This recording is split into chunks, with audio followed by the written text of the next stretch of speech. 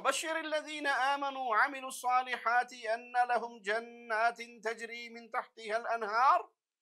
یہ سنت ہے کہ خوشخبری لوگوں میں پھیلانی چاہیے. اس آیت میں بھی خوشخبری ہے اہل ایمان کے لیے اور جو نیک اعمال کریں ان کے لیے. ان لهم جنات، کہ ان کے لیے باغات ہیں. کیسے باغات؟ جن کے نیچے نہریں بہتی ہیں. تو خیر کی خبر کو لوگوں میں پھیلانا چاہیے، لیکن بری خبر لوگوں میں پھیلانی نہیں چاہیے.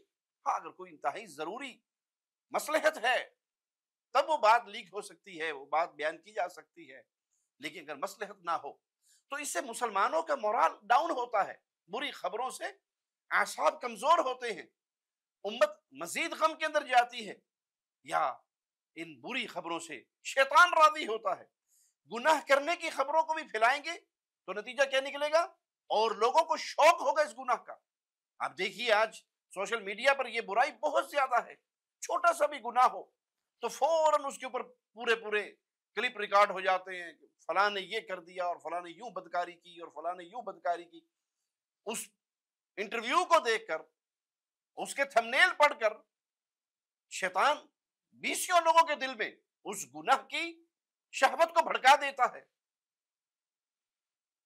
تو اس لیے ہمیشہ خیر کی بات کو پھیلائیں، شر کی بات کو چھپائیں تاکہ شر مزید نہ پھیلے. اور اس کی دلیل کیا ہے؟ غزوہ خندق کے موقع پر رسول اللہ صلی اللہ علیہ وسلم کو خبر پہنچی کہ بنو قریظہ مسلمانوں سے دھوکہ کر کے الگ ہو گئے.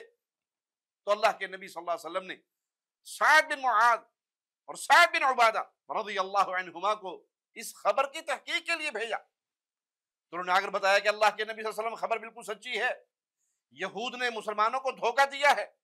دیکھیے خبر کی آپ نے پہلے تحقیق کی، بغیر تحقیق کے بات آگے نہ پھیلائیں. ایک تو یہ درس ملا. پھر تحقیق کرنے کے بعد ایک ایسی خبر ملی جو نقصان دہ ہے، تب بھی اس خبر کو چھپا لیا گیا، دبا دیا گیا.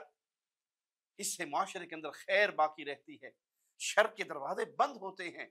تو ہر خبر کو فوراً ہائی لائٹ کرنا، فوراً بیان کرنا، فلاں جگہ پہ یہ جرم ہوا اور زندگی میں پہلی بار یہ جرم ہوا، اس جرم کی پوری تفاصیل بیان ہو، تو کتنے ہی لوگوں کے دل میں شیطان یہ شر پیدا کر دے گا کہ ایسے بھی ہوتا ہے اور ایسے بھی کرنا چاہیے.